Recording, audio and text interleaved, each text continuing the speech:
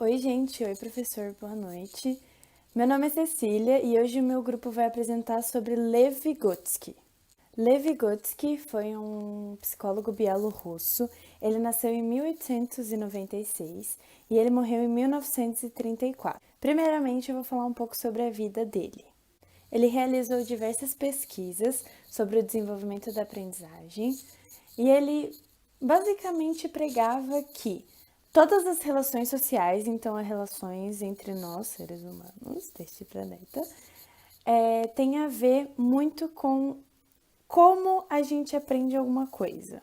Ele nasceu em Orsha, era uma cidade perto da capital da Bielorrússia. Hoje ela se chama Belarus, se não me engano. E ela só se tornou independente da Rússia em 1991. Ele era judeu e com a família dele ele viveu também numa cidade chamada Gomel, que também fica na Bielorrússia. E lá ele teve um tutor particular, tipo um professor, o qual ajudou ele a se dedicar mais aos estudos. Assim, ele também se dedicou muito à leitura e aos 17 anos ele se formou. Então, basicamente, esse tutor ajudou muito nele o que chamamos hoje de ensino médio. Quando ele entrou na faculdade, ele entrou em medicina, mas ele acabou não se sentindo muito à vontade, próximo da área, e ele acabou optando pelo direito. Em direito, ele se graduou e ele apresentou um trabalho em 1965 que se chama Psicologia da Arte.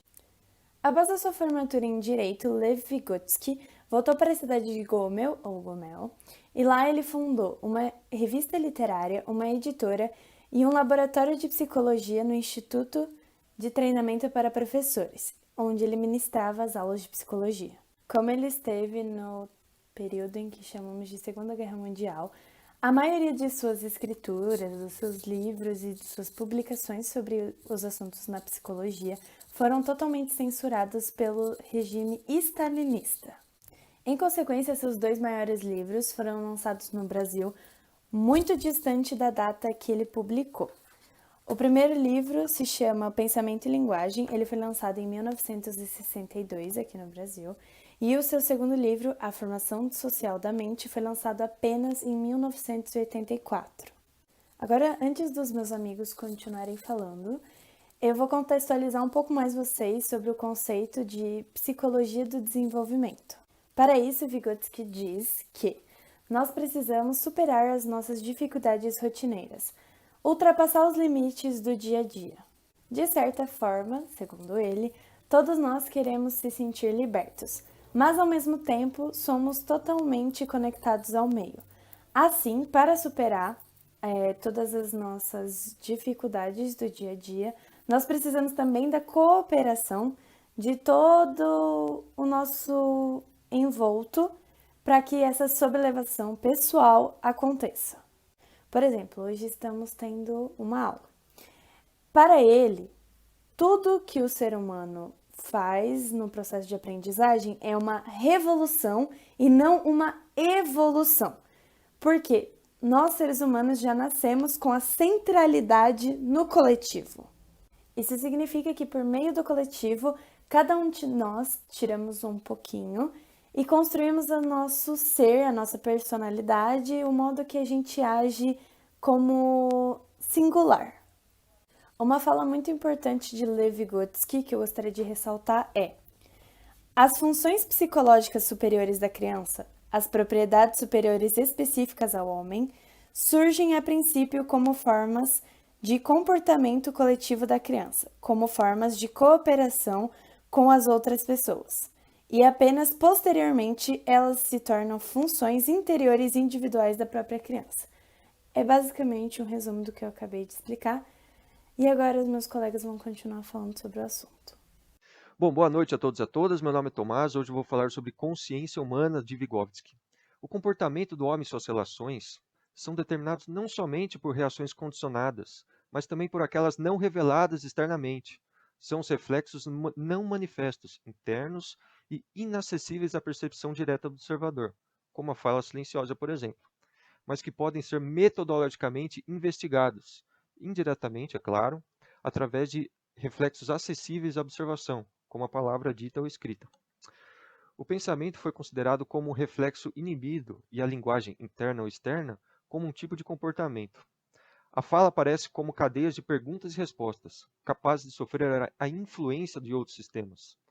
Trata-se de um meio de comunicação diante do qual a ciência dos reflexos sofre um impasse teórico e metodológico. Podemos compreender o conceito de consciência em Vygotsky como uma função de origem social, em que os signos possuem um papel imprescindível em sua formação. Sua transformação implica em modificações medidas por emoções, sentidos e significados, constituindo-se, dessa forma, como um processo que filtra o mundo e coordena as ações humanas. Os símbolos são estímulos instrumentais da natureza social que formam o ser humano por meio da convivência social. Eles atuariam sobre o sujeito e estariam intimamente relacionados à sua capacidade de criação e imaginação, que por sua vez se manifestaria por igual em todos os aspectos da vida cultural da sociedade. A consciência em Vygotsky é um mecanismo que também filtra o mundo, tornando possível a atuação do sujeito. Ela filtra a realidade e a modifica. Dessa forma, a consciência refletiria sobre a realidade e sobre a si mesma. Além disso, há a possibilidade de mudanças na consciência, não percebidas pelo sujeito, é claro. Essa característica estaria relacionada à ideia de o sujeito poder refletir sobre a própria atividade e essa reflexão poderia transformá-lo. A motivação para a atuação no mundo dependeria da percepção do sujeito sobre si. O caráter seletivo da consciência é assegurado por seus limiares e tem a função de impedir o caos na sociedade.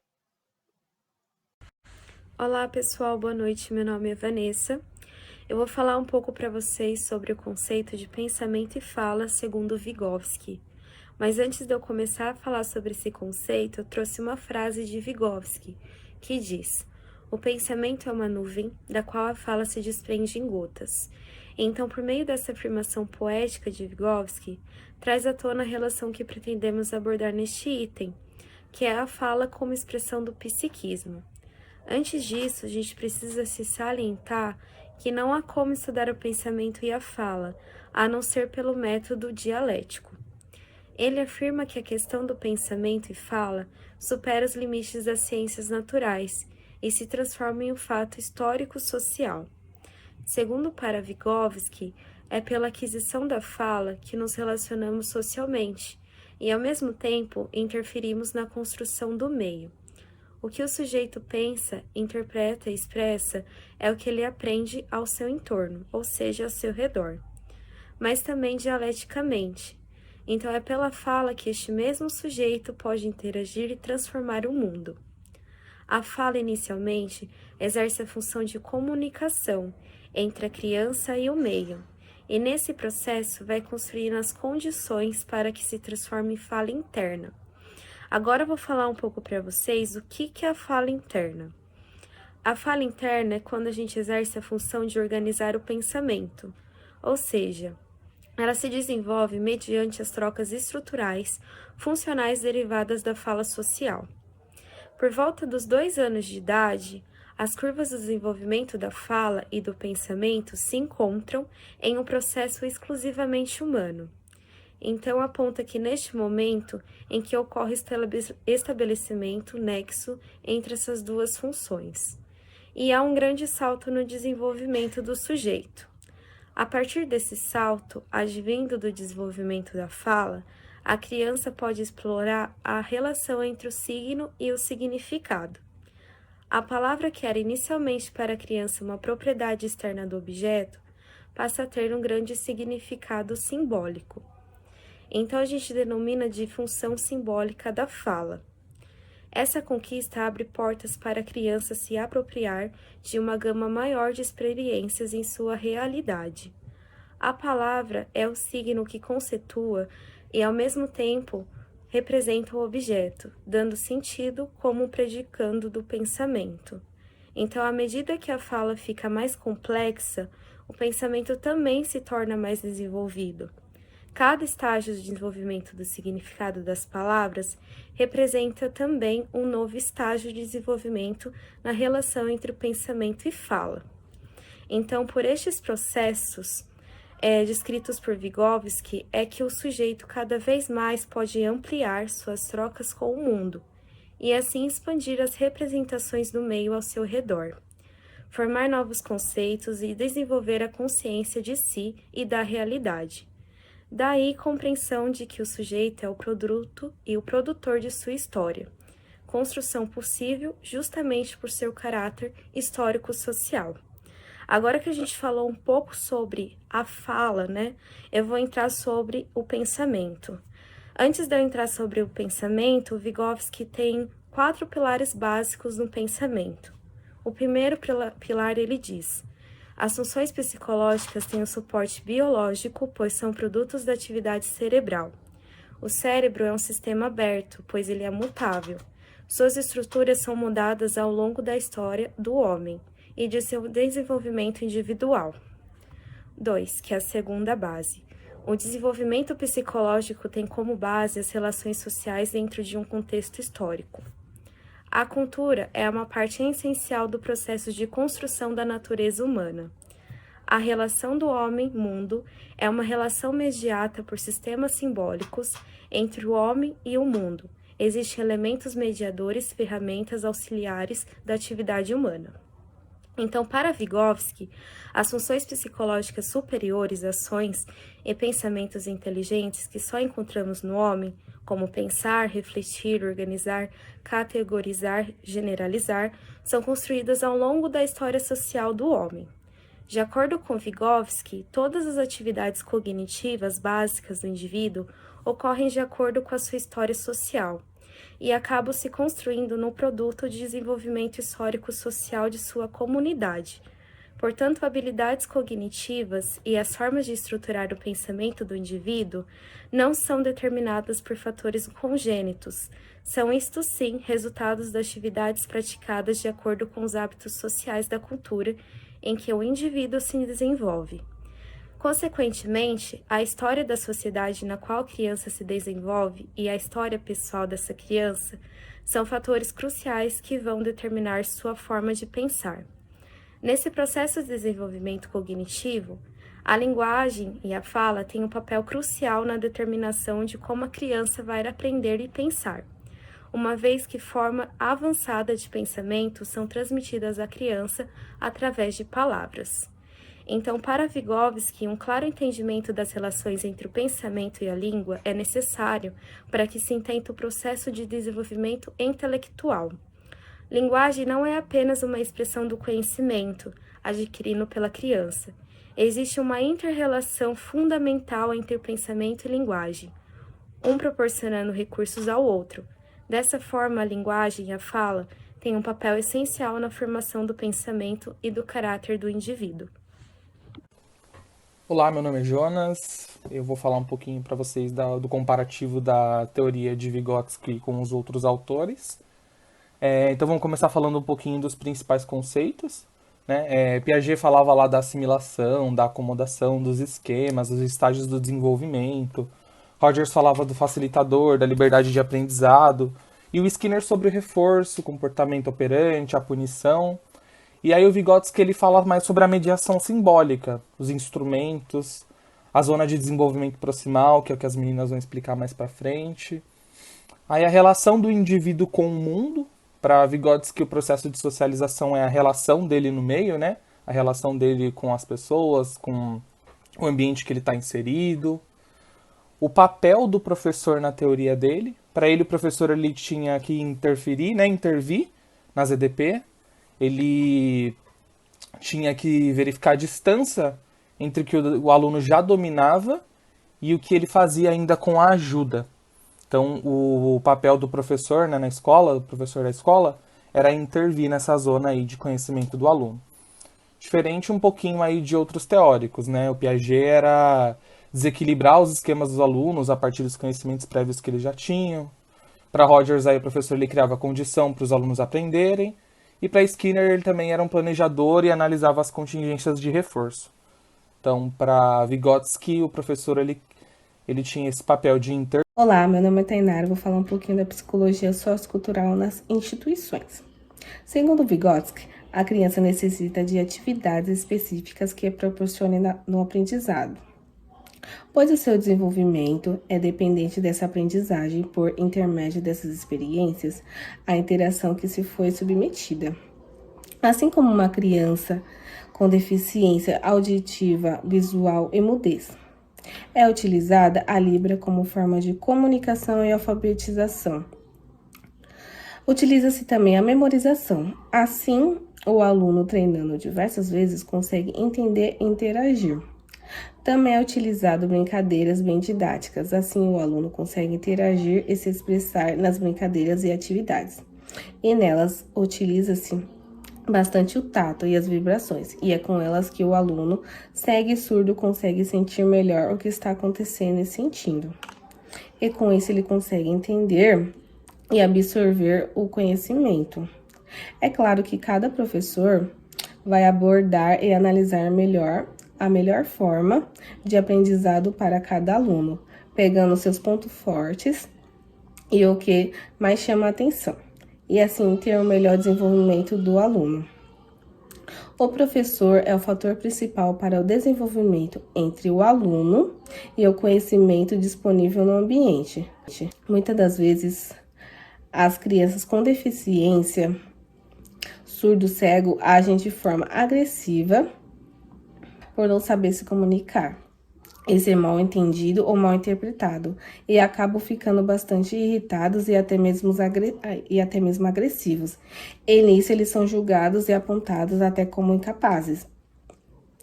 Mas com a técnica de Vygotsky do desenvolvimento cognitivo, o aluno consegue desenvolver e aprender o que o professor tem a oferecer.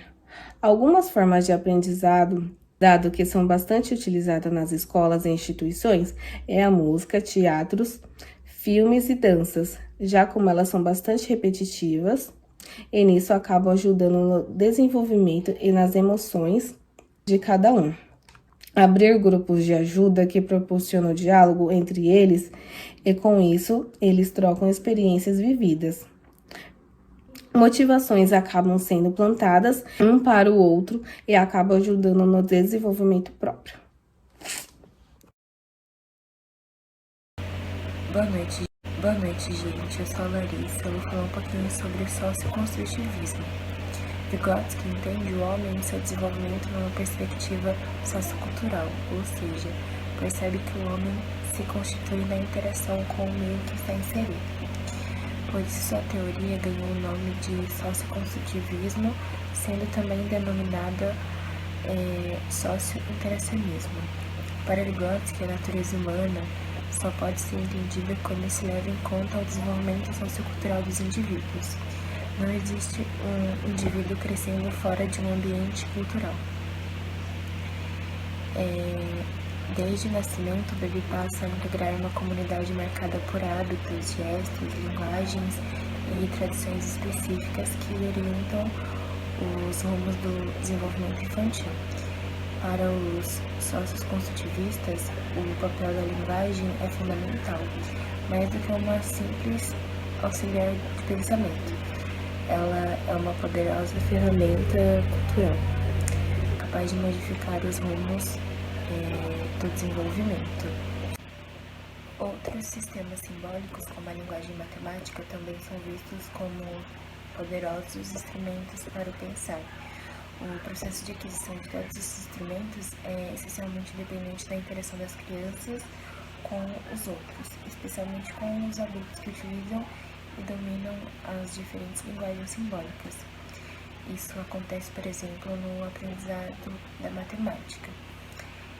Inicialmente, incapazes de entender os números e as operações, as crianças vão vivenciar inúmeras situações, dentro e fora das escolas, em que estes aparecem. Combinando as experiências, começarão a empregar inicialmente de forma não convencional. Esses símbolos em suas atividades até adquirem o domínio do seu uso. A partir daí, sua atividade espontânea da resolução de problemas vai incorporar a linguagem matemática específica da nossa cultura. Como se vê, um processo social foi internalizado e passou a fazer parte da atividade psicológica da criança. O mesmo acontece com a aquisição da linguagem. As consequências pedagógicas do socioconstrutivismo ainda não são claras, ainda que a influência desse movimento seja cada vez maior na área educacional. De qualquer forma, a teoria sugere que é possível explorar mais profundamente o papel das interações com os outros, parceiros e tutores, na construção de ambientes de aprendizagens ricos.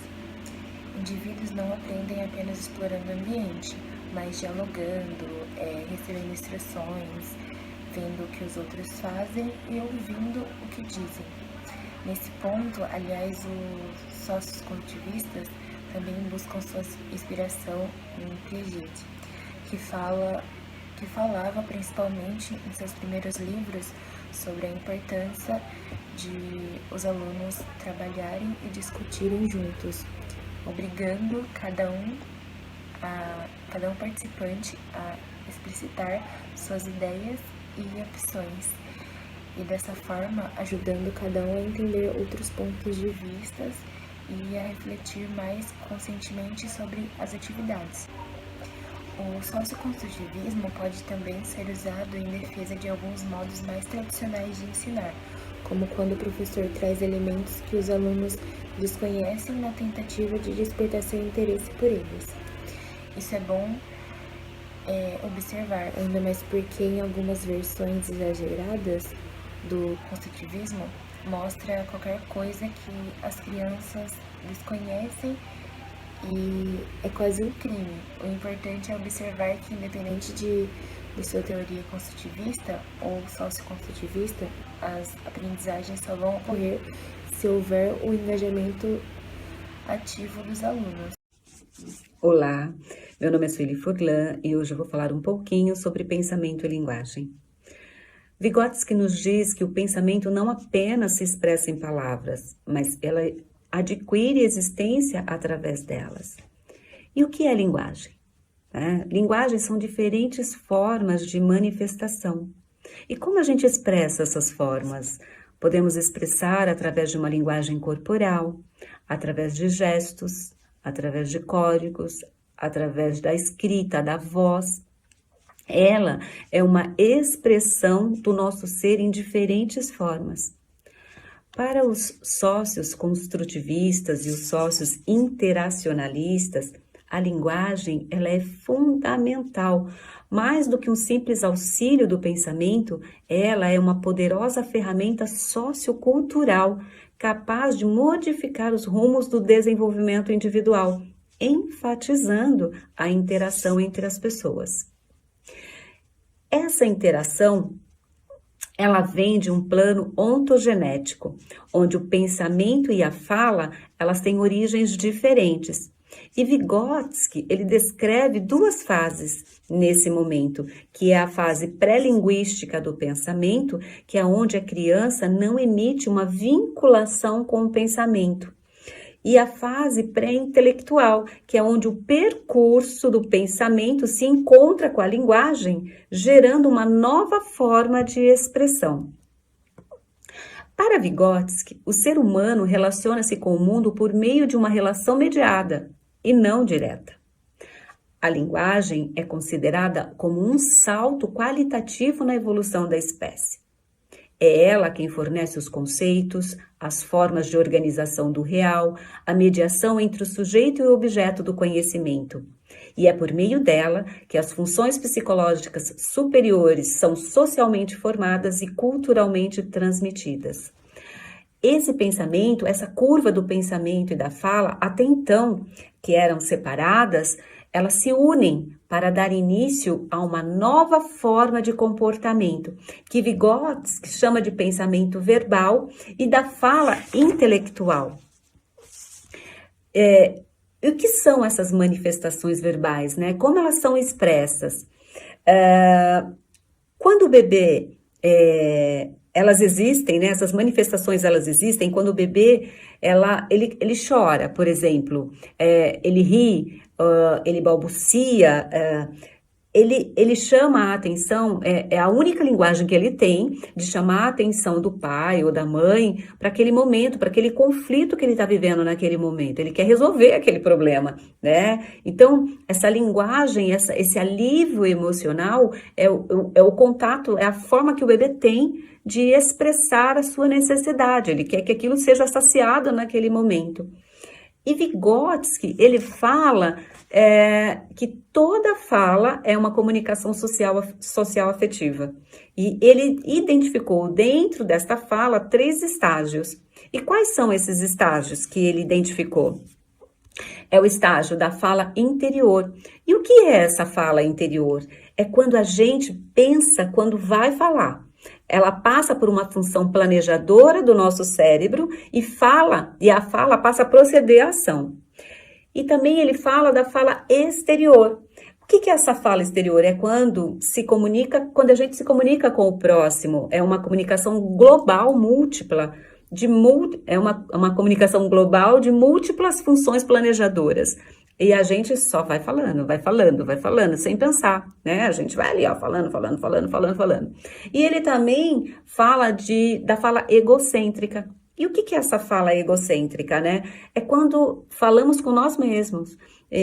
A gente fica lá, né? Remoendo algumas coisas, falando assim, quem nunca fala sozinha, né? Fala, E aí, a gente... E assim ela vai acompanhando a ação e é dirigida para o próprio sujeito da ação, que somos nós. É isso, pessoal. Espero que eu tenha conseguido passar um pouquinho para vocês da linguagem pensamento. Olá, pessoal. Boa noite. Meu nome é Alana e hoje eu vou apresentar um pouquinho para vocês sobre mediação semiótica, ou também conhecida como mediação simbólica. Bom, a mediação semiótica nada mais é do que um elo entre o homem e o meio ambiente. É o meio pelo qual ocorre a aquisição de conhecimento. E é pela mediação semiótica que nós podemos dizer, por esse conceito de mediação, que é a interação do homem com o mundo, que não se dá de forma direta, mas de uma forma mediada, ou seja, por estímulo. Segundo Vygotsky, existia 2 tipos de mediadores, o instrumento e o signo. O instrumento é aquilo que medeia entre o homem e o objeto. Já o signo é aquilo que regula a questão entre o conhecimento e o psiquismo. O signo é aquilo que faz o homem lembrar de tudo aquilo que ele olha e lembra de outra coisa. Por exemplo, eu olho uma roupa e eu lembro de outra pessoa. Eu olho, sei lá, uma série ou ouço uma música e eu lembro de outra pessoa. Aquilo me remete a uma lembrança, sendo uma capacidade exclusivamente humana, ou seja, eu não preciso ver para lembrar de alguma coisa, eu não preciso ver para me remeter a outra pessoa, mesmo que eu não esteja vendo aquela pessoa ali. A mediação semiótica diz respeito a todo e qualquer meio de comunicação humana e seu simbolismo. Por exemplo, a escrita é um meio de comunicação. Já o signo, ele não é um objeto, mas ele representa é aquilo que eu falei. Quando a gente olha alguma coisa, ouve alguma coisa, aquilo remete a outra coisa, uma lembrança, uma pessoa, alguma coisa, enfim, alguma coisa que você já vivenciou e que você conhece. Existem 3 ramificações do signo: o ícone, o símbolo e o índice. O ícone te remete àquilo, já o símbolo é algo convencionado que foi decidido coletivamente. O índice é aquilo que já aconteceu ou é algo que vai acontecer. Bom, a conclusão é que essas 3 situações, quando se interagem de forma concreta, é aquilo que Vygotsky chamou de processo de internalização, ou seja, a mediação semiótica. Olá, meu nome é Raquel, sou estudante de psicologia do 1º semestre e hoje eu vou falar um pouco sobre a internalização de Levi Vygotsky. A biografia de Levi. Vygotsky foi um pensador importante na sua área e época, sendo pioneiro no conceito de que o desenvolvimento intelectual das crianças ocorre em função das interações sociais e condição de vida. A teoria de aprendizagem é que a internalização é um processo pelo qual nós aprendemos quais são esses conceitos. As raízes do desenvolvimento moral, socialização e internacionalização. A socialização é um processo pelo qual a criança desenvolve hábitos, habilidades, valores e motivações que as tornam membros responsáveis e produtivos de uma sociedade, sendo vista como o primeiro passo em direção à submissão aos próprios padrões sociais. A socialização depende da internalização desses padrões. Crianças bem-sucedidas na socialização não mais obedecem às regras ou comandos apenas para obter recompensas ou evitar punições. Elas fazem dos padrões da sociedade os seus próprios padrões. A internalização durante a socialização, processo em que as crianças aceitam padrões societais de conduta como sendo suas. Quando surge um conflito, por exemplo, os pais democráticos, eles podem ensinar a criança mais positivos para que ela consiga comunicar seu ponto de vista e negociar alternativas aceitáveis. Por exemplo, se você não jogar fora as pedras que encontrou, onde acha que devemos guardá-las? A internalização desse conjunto de habilidades mais amplo e não apenas de exigências comportamentais específicas pode muito bem ser a chave de sucesso da parentalidade democrática. Boa noite, eu sou a Natália. Eu vou falar sobre as zonas de desenvolvimento. As zonas de desenvolvimento, elas nos explicam sobre o processo de aprendizagem. Segundo Vygotsky, a aprendizagem ela é uma interação entre o indivíduo e o meio. E essa interação ela ocorre por meio de ferramentas, instrumentos técnicos e a linguagem. Esse processo de aprendizagem ele foi subdividido em 3 níveis, em 3 zonas, né? Eu vou explicar um pouquinho para vocês sobre a zona de desenvolvimento real. O que é essa zona? Pelo próprio nome, zona de desenvolvimento real, é onde o indivíduo ele já tem o conhecimento estabelecido de forma concreta. O indivíduo já tem um conhecimento consolidado. Então, por exemplo, uma criança que já consegue ler sozinha. Eu vou falar aqui sobre esse exemplo da alfabetização, do contexto educacional, porque é uma área onde é utilizado muito esse conceito do Vygotsky. Então, por exemplo, essa criança que consegue ler sozinha, ela já consegue realizar essa atividade de forma autônoma. Então, ela não precisa de uma ajuda externa, de alguma mediação. Então, por isso que é chamada de zona de desenvolvimento real, onde o indivíduo já alcançou o conhecimento de forma real. A zona de desenvolvimento potencial é onde a gente consegue questionar quais são as potencialidades de desenvolvimento desse indivíduo. Então, uma criança que ainda não lê sozinha, mas a professora, ao utilizar as ferramentas, as estratégias de aprendizagem, ela consegue observar onde que o indivíduo tem facilidade ou não, e de que forma ela vai contribuir para ele aprender essa nova habilidade, né, da leitura. Então, essa fase da zona de desenvolvimento potencial é onde existe um mediador. O sujeito ele ainda não tem o conhecimento concretizado, então ele precisa de uma mediação, ele precisa de alguém que o ajude, né, um professor, um cuidador, algum familiar, que vai fazer essa mediação. Mas isso normalmente é com estratégias, com instrumentos técnicos que vão facilitar esse processo. Por isso que eu dei aqui o exemplo da alfabetização, onde a professora utiliza de ferramentas para alcançar esse processo. Como que a gente classifica, então, a zona de desenvolvimento proximal? A zona de desenvolvimento proximal, ela é como se fosse o caminho, ela está interligada entre as outras 2 zonas que eu falei para vocês, a zona do desenvolvimento real e o potencial. A zona proximal, ela é a distância entre essas 2 zonas. Ela é como se fosse a percursão, né? O caminho em que o sujeito faz até chegar na zona de desenvolvimento real. Na zona de desenvolvimento proximal, a gente pode falar que é uma intermediação para que o sujeito alcance o seu potencial. De forma resumida, isso que eu estou dizendo é o que está resumido nessa frase que a gente separou para vocês, que é: o aprendizado é o que possibilita e movimenta o processo de desenvolvimento do indivíduo, e o que torna real o que antes era apenas potencial. Então, a gente enxerga o indivíduo, por exemplo, uma criança, que tem a potencialidade de aprender a ler. E aí, através de estratégias, de ferramentas em que algum mediador vai utilizar, ela alcança a zona de desenvolvimento real. Ela concretiza, ela tem esse conhecimento consolidado. Essa foi a zona de desenvolvimento segundo Vygotsky. Boa noite. Boa noite, meu nome é Danilo Focai. Estou aqui para apresentar o estágio sensório-motor e o estágio pré-operatório, começando pelo sensório-motor.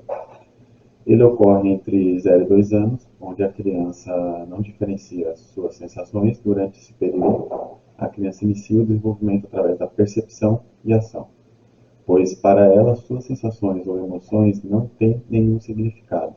Seu mundo interno se vê como um vazio. Para significar as sensações e compreender como seus movimentos podem alterar o mundo exterior, ela precisa desenvolver coordenações e relações de ordem entre as ações, sendo a inteligência anterior à fala. Assim, pode-se dizer que ela precisa dar sentido ao seu mundo interno. Nos primeiros meses, ela não controla suas ações de forma consciente. A consciência dos movimentos chega próximo aos 9 meses, quando ela começa a dar sentido para suas sensações, emoções, quando ela começa a sentir e diferenciar objetos e o próprio corpo, iniciando a fase da exploração ambiental. No estágio sensório-motor, ela utiliza para o seu desenvolvimento todo o seu órgão sensorial.